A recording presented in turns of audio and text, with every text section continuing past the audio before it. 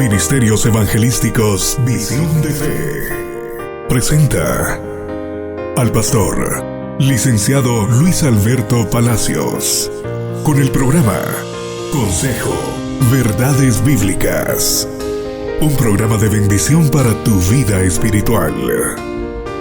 Bienvenidos.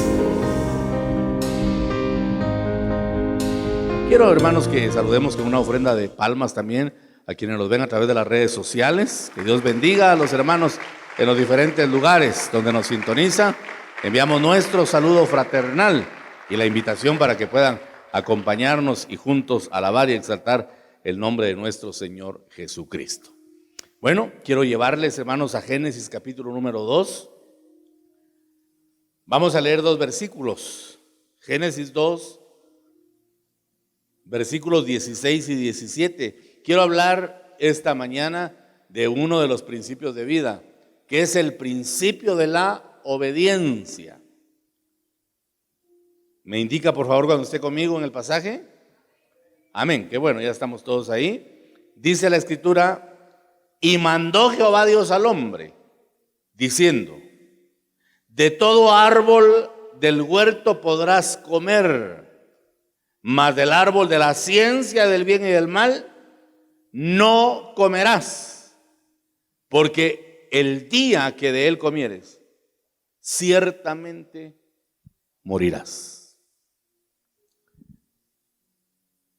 Es importante, hermanos, ver el trasfondo de lo que contiene esta palabra, donde encontramos una advertencia divina, donde Dios le pide al hombre que le obedezca. Obediencia, según el diccionario, es la acción de acatar la voluntad de la persona que manda.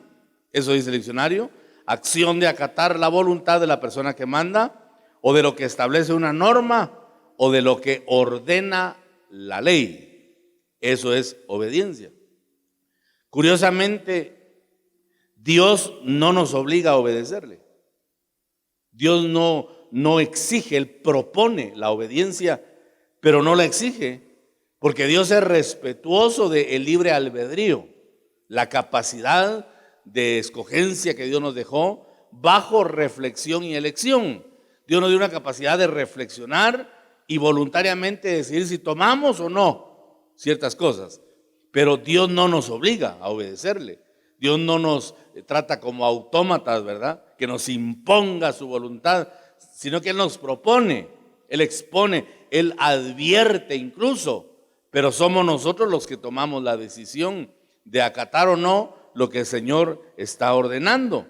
Dice también el mismo pasaje en otra versión: luego el Señor le ordenó al hombre: puedes comer libremente de cualquier árbol en el jardín, pero no debes comer del árbol del conocimiento del bien y del mal, porque el día que lo hagas, sin duda, dice esta versión, sin duda morirás.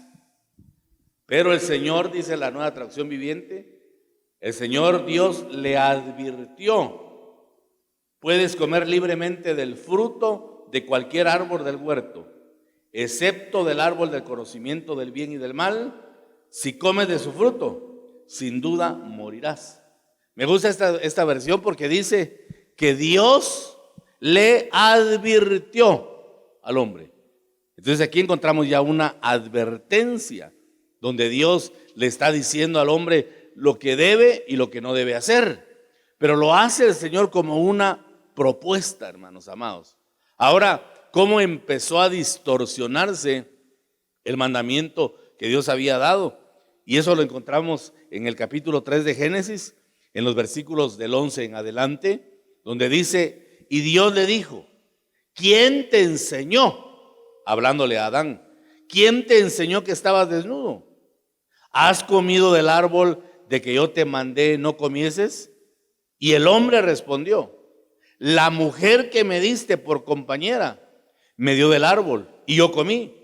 Entonces Jehová dijo a la mujer: ¿qué es lo que has hecho? Y dijo la mujer: la serpiente me engañó y comí. Este orden de ideas lo que nos muestra es el nivel que nosotros tenemos de revelación de quién es Dios. porque hay que tener un nivel. Cuando el Señor colocó a aquella pareja en el huerto del Edén, les dio instrucciones, les dio mandamientos, les dio advertencias, como estamos estudiando esta mañana, y el hombre tomó un concepto de Dios. Yo me preguntaba anoche que meditaba en la palabra, ¿qué concepto tendría el hombre de Dios? ¿Qué pensaría el hombre respecto a Dios? ¿Y qué vino a cambiar ese pensamiento? ¿Qué vino a cambiar ese concepto? Porque mire, hermano, yo a veces me imagino que el hombre conoce a Dios de una manera conceptual, aunque hay experiencias mucho más profundas, ¿verdad? En las que uno conoce a Dios tan estrechamente que esa naturaleza bendita se hace uno con uno mismo. Pero generalmente la experiencia con Dios se tiene de manera conceptual. Y a mí me preocupa lo que leo acá, porque el hombre desobedece a Dios, decide no acatar aquello que Dios le advirtió, aquello que Dios le propuso. El hombre decide no acatarlo, no tomarlo. Y la pregunta es, ¿por qué? ¿Qué cambiaría el concepto de Dios? Y esto ya me abre una puerta amplia para entender que cuando mi concepto va variando, que cuando mi concepto, escúcheme bien, se va rebajando acerca de quién es Dios, entonces yo cometo no solo errores, sino que cometo horrores, porque mi concepto ya decayó. Yo creo que cuando el hombre se mantuvo incólume, cuando el hombre se mantuvo firme en el mandamiento y miraban aquel árbol y miraban el fruto prohibido y creo que daban la media vuelta y pasaban de largo, porque tenían claro el concepto de quién es Dios. Y ese mismo temor reverencial les hacía evitar comer del fruto prohibido. Pero relata la Escritura que apareció un ser, apareció la serpiente. En el original, les excuso decirle que no dice la, sino que dice el serpiente. Serpiente significa un ser luminoso de pie. Era un ser de género masculino, fíjese qué interesante. Y comenzó a hablar con la mujer. Y entonces, hermano, apareció un sustituto del concepto que ellos tenían de Dios. Y ese sustituto los llevó a la desobediencia, porque las voces extrañas aparecen. ¿Y sabe qué hacen las voces extrañas? Que comienzan a elevar la razón. Cuando uno comienza ya a pensar, ay, ¿será que es correcto que haga esto? Ay, ¿será que es correcto que yo me sujete? ¿Será que es correcto que yo le esté obedeciendo al pastor? Si no es un hombre igual que yo, pues, ¿será que es correcto que yo tenga que hacer esto que trae beneficio a otros? Hermano, esa es una voz diabólica, o por lo menos es una voz extraña, que comienza a degradar el concepto de Dios. ¿Por qué cree usted que muchos no honran a Dios con sus bienes materiales? Hay gente que no diezma, que no ofrenda, que no da primicias, porque dice, yo no voy a ser tonto para estar enriqueciendo pastores. Eso ya es una degradación del concepto de Dios. Porque el que ordenó, el que dispuso que se le honrara con los bienes materiales, fue Dios mismo. Y envió a uno que vino a cumplir el evangelio a cabalidad, porque el único que ha podido vivir el evangelio al 100% es nuestro Señor Jesucristo. Él fue perfecto en todo. Y mire, hermano, cuando yo leo la vida de Jesús y leo al apóstol Pedro que dice que el Señor Jesús fue ofrenda de olor grato delante del Padre, porque su vida santa, su vida de obediencia llegó hasta la presencia del Padre como una ofrenda de olor fragante. También leo en Corintios que dice el apóstol Pablo que el Señor Jesucristo es la primicia. Entonces Él fue ofrenda, Él fue primicia. Y la palabra dice, mi amado es señalado entre 10,000. Entonces Cristo también es el diezmo. Si Él es ofrenda, primicia y diezmo, y Él cumplió el evangelio, ¿qué más necesitamos, hermano? Para saber que tenemos que obedecerle a Dios en ese aspecto. Como un ejemplo, porque hay tantas cosas que mencionar en relación a la obediencia. Y ahora, hermano, que han surgido tantos criterios, ahora que hay predicadores de alta élite que enseñan que el diezmo no es para este tiempo, que el diezmo era para Israel y que ya ahora es un abuso el estar enseñando con relación al diezmo. Yo digo, ¿de dónde sacarán los planteamientos? Me sorprende, hermano, leer, ver videos de estas personas y que no exista alguien con criterio teológico, o de repente la mucha letra los está matando, ¿verdad? Porque yo leo en Génesis que va Abraham a pelear contra Kedorlaomer y los reyes que se aliaron a él, y de repente toma a su sobrino Lot, lo rescata y sale victorioso de esa batalla. Y cuando va Abraham, se encuentra en el camino a Melquisedec, rey de Salem, y dice que Melquisedec tomó pan y vino y se lo dio a Abraham. ¿Qué le dio ahí cuando le reparte pan y le da vino? ¿Qué conoce usted en ese concepto del pan y el vino? Dígame pues, ¿qué conoce usted como pan y vino? Hable claro, no tenga miedo, hermano. Aquí no está con su profesor de primaria, aunque tal vez estoy más enojado yo que él, ¿verdad? Pero ¿qué es el pan y el vino? La Santa Cena. Hermano, estamos hablando de miles de años atrás y ya está enseñando Melquisedec a Abraham la Santa Cena, que representa la victoria de Cristo en la cruz de Calvario. ¿No será por eso que Jesús sorprendió a los fariseos y les dijo: Abraham se sorprendió cuando vio mi día? Y le dicen: Abraham vio tu día. Si tú no tienes ni siquiera 50 años, ya dices que Abraham vio tu día. Porque ellos ignoraban la eternidad de nuestro Señor, ¿verdad? Y que Él estuvo con Abraham miles de años atrás, y que cuando le dio Santa Cena, le mostró su muerte y resurrección, le mostró su victoria. Y cuando Él recibió la Santa Cena, ¿qué hizo? Dice que tomó el diezmo de todo y se lo dio. Aquí que no vengan con cuentos de que ya no es el diezmo porque ya no hay sacerdocio en Israel. En Israel ya no hay sacerdocio de momento, porque Dios decidió detenerlo. No tienen templo, no hay sacerdocio activo. Israel no tiene por qué diezmar, pero nuestro sacerdocio no es, hermano, del orden de Aarón. Nuestro sacerdocio es del orden de Melquisedec. Y dice que Melquisedec es sacerdote eterno, y el sumo sacerdote según el orden de Melquisedec es nuestro Señor Jesucristo. Dicen otros, pero es que Pablo, que es el máster de la doctrina, Pablo no habla nada del diezmo, solo de la ofrenda, pero sí habla de la Santa Cena. ¿Acaso no es Pablo el que dice: yo recibí lo mismo que les he enseñado?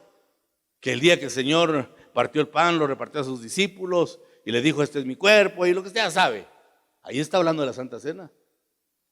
¿Para qué hablar del diezmo si todos sabían que eso iba fusionado? Melquisedec le dio Santa Cena y Abraham le dio diezmo. Entonces, ¿para qué hablar lo que ya se conoce? Eso no tiene sentido. Pero Melquisedec sigue vigente. Hermano, qué lindo es saber que mientras el pueblo de Israel tiene detenido su sacerdocio, por supuesto con planes eternos, ¿verdad? Dios detuvo su sacerdocio, que ellos saben en qué turno van. En el momento que levanten el templo de Jerusalén, ya tienen ellos el listado de quienes van a ministrar ahí, y va a comenzar otra vez el sacerdocio para ellos. Pero el nuestro nunca se ha detenido, porque nuestro sumo sacerdote no conoce muerte. Él es eterno, Él está resucitado, Él está sentado a la diestra del Padre, y como Él es eterno, nosotros tenemos que honrarlo como lo hizo Abraham. Aleluya. Dele fuerte las palmas al bendito Señor. Pero ¿por qué sale todo esto? Que este es un tema de verdad candente, hermano. ¿Pero por qué sale esto? Porque las voces extrañas comienzan a elevar la razón. Y cuando la razón ya vence, no, yo no voy a ser tonto, dicen, ¿verdad? Entonces caen en desobediencia. ¿Sabe por qué? Porque su razón hizo que se rebajara, por lo menos en su mente, el concepto de quién es Dios. Yo pensaba anoche, hermano, y le decía: Señor, no permitas que el concepto que tengo de ti cambie. Y por eso les digo francamente, A mí no me gusta participar en eventos que dan fama. Me han propuesto muchos, hermano, pero no me gusta, porque siempre he tenido temor de que las cosas terrenas vayan cambiando el concepto que tengo de Dios. Yo conozco ministros que en otro tiempo fueron ministros de plomada, respetables en la doctrina, hermano, que ahora están hablando unas sandeces, que ahora están hablando tonterías, porque su concepto se elevó demasiado y se pusieron a la par de Dios. ¿Qué provocó eso? Una voz extraña. ¿Qué le dijo la serpiente a la mujer? Es mentira lo que Dios les dijo. ¿Qué les dijo Dios? Que no coman del fruto. Sí, eso nos dijo. ¿Y por qué les dijo que no comieran? Porque vamos a morir. No, hombre, es mentira. Parafraseemos un poco. Dios lo que tiene es que es envidioso y sabe que el día que coman del fruto, ustedes van a ser igual a Él. Qué bombazo ese, hermano. Y la mujer se quedó pensando. Entonces, no creo que sea tan malo el fruto. Y se acercó y empezó a verlo. Y empezó a codiciarlo. Entonces Dios por eso no quiere que comamos, porque sabe que vamos a ser igual a Él. Yo voy a probar. Y probó. Y mire hasta dónde nos tienen ahora. Por una persona que rebajó su concepto. Y dice que comió la mujer y dio, dice la versión de las Américas, si no recuerdo mal, y dio a su marido que también estaba con ella. O sea que los dos rebajaron su concepto. Se les quitó el temor reverencial porque se elevó mucho su razón. Hay que tener cuidado con eso, hermanos. Mire, en cuanto a Dios, por eso dice la palabra en Corintios también, que todo pensamiento altivo, que todo aquello que se levanta contra el conocimiento de Dios sea derribado, para que nos mantengamos en sumisión a Cristo. No hay que permitir que la razón se eleve, hermano. No hay que permitir que el concepto de Dios decaiga. Mire, cuando pasan las batallas, las luchas, las enfermedades, las circunstancias adversas, hermano, en ese momento aparece la voz extraña y te dice: ¿dónde está Dios? ¿Dónde está el Dios de poder que te presenta la Biblia? ¿Dónde está el Dios sanador cuando tú no sanas? ¿Dónde está el Dios que te guarda cuando las personas mueren? Y la razón comienza a exacerbarse. Pues de verdad que sí. ¿Dónde estará Dios? Yo no veo a Dios por ningún lado. Eso es peligroso, hermano. Hay que mantener sumiso el pensamiento. Por eso yo admiro mucho a Job. Y siempre hablo de ese hombre, ¿verdad? Porque es un grande ejemplo. Lo perdió todo. Le quitaron todo. Le quitaron hasta la salud. Pero Job dijo: yo sé que mi Redentor vive.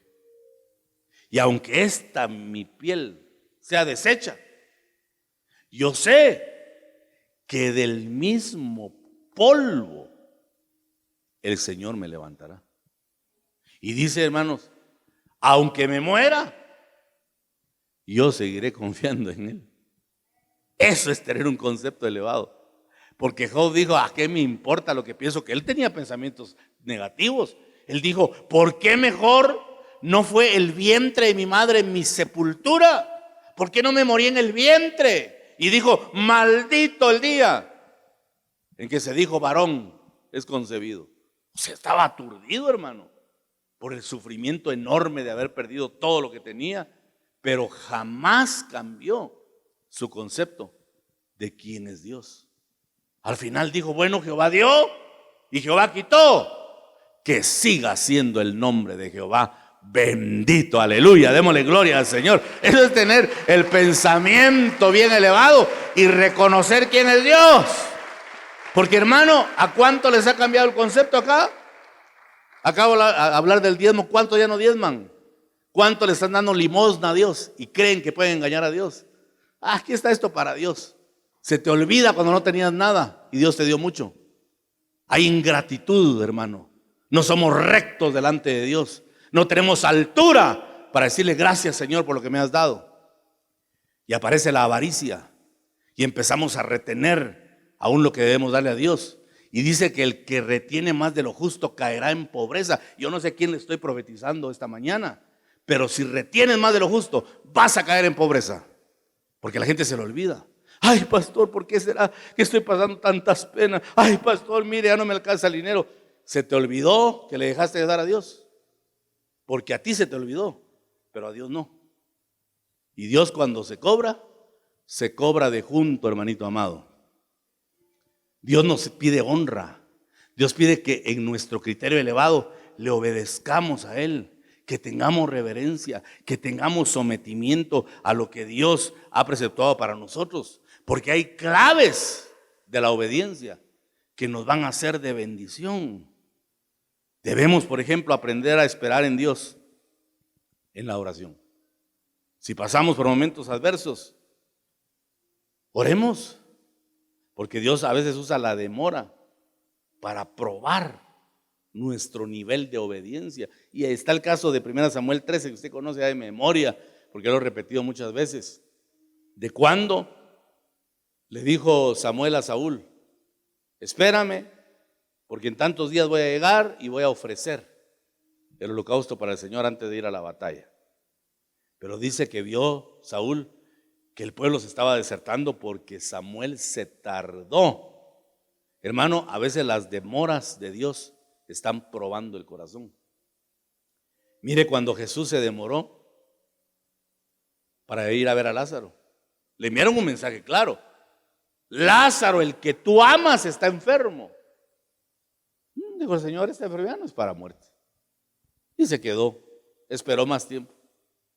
Cuando llegó a Betania, salieron las hermanas de Lázaro a reclamarle. Marta, la que estaba afanada en los quehaceres y que nunca escuchaba la enseñanza de Jesús, le dijo: si hubieras estado aquí, mi hermano no se hubiera muerto. Pero después apareció la espiritual, María, la que estaba siempre a los pies del Señor, y le dijo lo mismo: si hubieras estado aquí, mi hermano no hubiera muerto. ¿Qué le cambió el concepto a María de quién era Jesús? Y le dice a Marta: ¿no te he dicho que si creyeres verás la gloria de Dios? O sea que encontró una mujer incrédula. La demora de Jesús mostró la incredulidad de Marta y mostró también la falta de perseverancia en María, porque ella también le reclamó, lo señaló con culpa. Le dijo: si hubieras estado aquí, mi hermano no hubiera muerto. O sea, él está muerto por tu culpa, porque tú no viniste a tiempo. Mire cómo van cambiando los conceptos, hermano. Y el problema es que Dios es Dios. Yo le garantizo que Dios no necesita de ninguno de nosotros. ¿Necesitará Dios de mí? Polvo soy nada más, Él es Dios perfecto. Pero nosotros necesitaremos de Dios. Por eso hay que mantener ese estatus y el pensamiento, el concepto de quién es Dios. A veces Dios demora para probarnos, y por eso les digo que aprendamos a esperar en la oración. Si miramos que algo está demorándose, oremos. Señor, yo sé que algo viene, sé que ha tardado, pero voy a seguir esperando, como lo hizo Habacuc, ¿verdad? Que miraba que no florecía la higuera, que los campos estaban en yermo total, pero él dijo: yo sé que vas a avivar tu obra en medio de los tiempos y la vas a hacer florecer, aunque tarde la promesa. Eso es saber esperar y mantenerse en obediencia, porque si no esperamos y nos cambia el concepto, estamos en serios problemas. ¿Sabe cuál es el problema grande de que el concepto de Dios decrezca? Que nosotros nos elevamos tanto que pensamos que estamos al nivel de Dios y nos atrevemos a juzgar a Dios. En los muchos años que tengo de ser cristiano y de ser ministro, he escuchado reclamos de gente que dice: ¿por qué Dios hizo esto? Pero con reclamo. ¿Qué pasó, hermano, con Dios? Explíqueme usted. Es gente que ha cambiado su concepto. Porque si nosotros mantenemos el concepto claro de quién es Dios, sabemos que Él es inerrante. Él no comete errores. Él nunca falla. Él nunca llega tarde. Él siempre está a tiempo. Y si las cosas pasan, pasan con un propósito. Pero eso se aprende solo en la oración nada más. Porque la oración afirma nuestra fe. La oración también nos hace comprender que en ocasiones Dios está tratando algo en nosotros. Por favor, lea conmigo Deuteronomio capítulo 30. Acompáñeme ahí. Deuteronomio 30.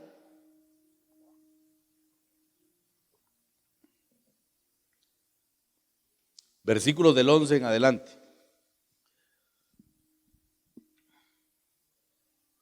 Me indica, por favor, hermanos, si está conmigo. Quiero que leamos juntos esto. Deuteronomio capítulo 30, versículos, le dije, 11 al 14, ¿verdad? Dice la palabra, porque este mandamiento que yo te ordeno hoy no es demasiado difícil para ti, ni está lejos. No está en el cielo para que digas, ¿quién subirá por nosotros al cielo y nos lo traerá y nos lo hará oír para que lo cumplamos? Ni está al otro lado del mar para que digas, ¿quién pasará por nosotros el mar para que nos lo traiga y nos lo haga oír a fin de que lo cumplamos? Porque muy cerca de ti está la palabra, en tu boca y en tu corazón, para que la cumplas. Entonces Dios a veces nos prueba porque quiere tratar algo en nosotros, hermano. Porque el mandamiento está cercano. No es difícil. No es imposible de alcanzar. Una de las cosas que nos lleva a ir entendiendo el concepto de obediencia es la meditación profunda en la palabra de Dios y ponerla por obra, llevarla a la práctica. Eso nos ayuda mucho. Dice el Salmo 119. Vamos a ver, Salmo 119. Los versículos 9 al 11 dicen: ¿cómo puede un joven mantenerse puro? Obedeciendo tu palabra. Me esforcé tanto por encontrarte. No permitas que me aleje de tus mandatos. He guardado tu palabra en mi corazón para no pecar contra ti. Luego dice el verso 15: estudiaré tus mandamientos y reflexionaré sobre tus caminos. Me deleitaré en tus decretos y no olvidaré tu palabra. Hermano, no olvidemos la palabra de Dios. No olvidemos lo que el Señor nos ha enseñado, porque esto nos va a dar fuerzas para caminar, aunque el camino no sea claro. Ya hemos hablado en otras ocasiones de Abraham, cómo ese hombre se movió sin saber a dónde iba, hermanos. Un camino muy incierto. ¿Pero por qué se movió? Porque estaba guiado y sostenido por la palabra que Dios le dio. No olvidemos la palabra, que la palabra siempre esté latente en nuestro corazón, hermanos, para poder obedecerle al Señor.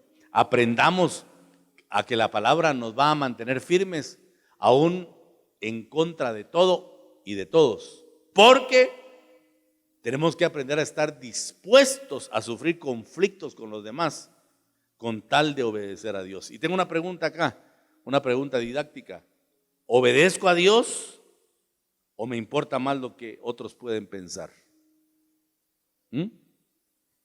¿Qué voy a hacer? ¿Voy a obedecer a Dios aunque todo el mundo se me venga encima? ¿O mejor voy a obedecer a los hombres?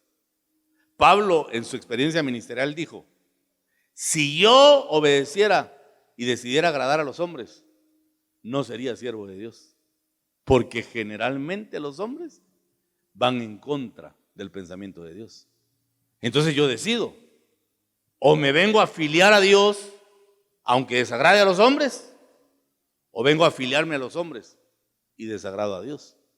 Así de claro y de sencillo es el asunto. Pero cuando la palabra nos instruye, cuando la palabra nos enseña, entonces, hermanos, entramos a un nivel en el que somos capaces de agradar a Dios, aún en contra de todo, de las circunstancias adversas. Recuerda el caso de José, el esposo de María, los padres de Jesús. Dice que en Mateo 1:24, cuando José despertó, hizo como el ángel del Señor le había ordenado y recibió a María por esposa. Le habían dicho que iba a concebir de una forma sobrenatural. Y hermano, esto era un conflicto serio.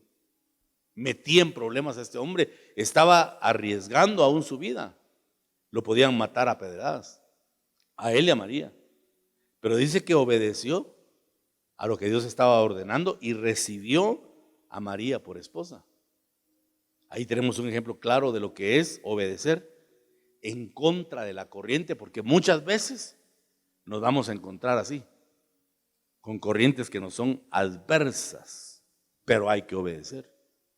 También la obediencia nos lleva a someternos a las autoridades terrenales.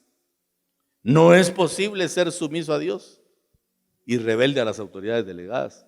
Eso no es posible. No puedo yo pensar que me sujeto a Dios desobedeciendo al hombre. Por eso es que está de más aquel pensamiento que yo solo a Dios me sujeto y los hombres a mí me salen sobrando. No se engañe, hombre. El que obedece a Dios sabe someterse a las autoridades que han sido delegadas por Dios. Pero miren, hermanitos amados, estamos sufriendo una etapa en la que se está viviendo lo que yo le llamo anarquía espiritual. Estamos en un tiempo en el que todo el mundo hace lo que se le da la gana. Y de eso Dios va a pedir cuentas.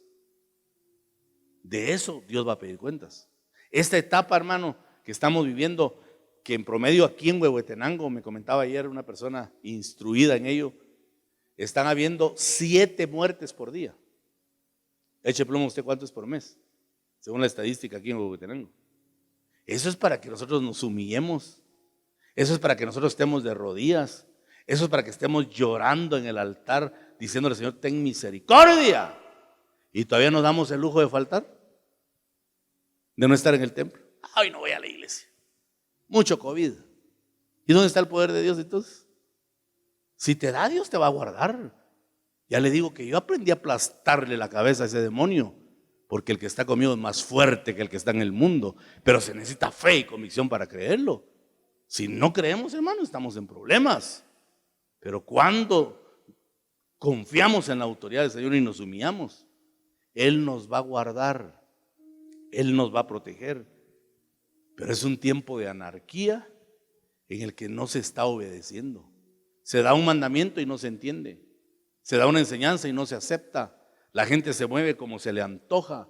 Por eso, hermanos, yo he estado recalcando y lo vuelvo a decir: hermanos líderes, por favor, ustedes que tienen compromiso, si no vienen al culto, avísenle a su pastor, hombre. No sean ingratos, no sean desobedientes, no sean rebeldes. Digan: hermano pastor, yo no voy a estar por X o Y razón. Pero uno preguntando: ¿y dónde estarán los líderes? Ayer una persona seria de la iglesia me dijo: pastor, qué pena, el domingo pasado no había ningún anciano. Imagínense que necesitaba orar por alguien. ¿Por qué no decir? Para que entonces yo delegue. Hermano, hágame favor usted, porque el hermano no va a poder estar. Cubra usted a esa persona. Pero no informan nada, hermano. Perdóneme, pero eso es rebeldía. Y eso puede traer la ira de Dios sobre ustedes. Hay que tener mucho cuidado con eso, porque Dios cuando trata fuerte. Por eso yo le advierto y me lavo las manos, aunque no soy fariseo ni Poncio Pilato, pero me lavo las manos, hermano, porque tengo que enseñarle que obedezca, que se mantenga en el orden, para que la bendición de Dios no se retraiga, porque estamos viviendo tiempos de anarquía, tiempos de rebelión. Por ejemplo, si ahorita usted siente que le arde el corazón de ira, pídale perdón a Dios, porque puede resultar con COVID. De verdad. Dígale: Señor, no, ten misericordia de mí, porque eso está serio, ¿verdad? Démosle una ofrenda de palmas al Señor. Aleluya. Gloria a Dios. Aleluya. Ay, no dirán algunos: ¿cómo no se murió el pastor? Mejor no, si yo me muero, Tal vez se levanta mi hijo y va a ser peor que yo, pero alguien le va a decir siempre la verdad. Téngalo por cierto. Obedezcamos a Dios y dejémosle los resultados a Él. ¿Sí? Porque escúcheme pues, ¿por qué digo esto? Porque hermano, en ocasiones uno obedece y no obtiene los resultados que uno espera. ¿Por qué? Solo Dios sabrá. Mire pues, Jesús fue obediente. Le pregunto a usted, ¿fue obediente Jesús? ¿En qué fue obediente? Y mire, murió en la cruz de ignominia. Murió en el madero de tormento, de otra versión. Pero lo importante es que Él fue agradable al Padre. Conclusión, obedezcamos y dejémosle los resultados a Dios. ¿Qué le parece? Pero mire hermano, si esta casa se llena del perfume de la obediencia, vamos a empezar a ver cosas sobrenaturales. Pero hay que anular la anarquía, hay que quitar la rebelión y hay que meterse corriendo al orden de Dios.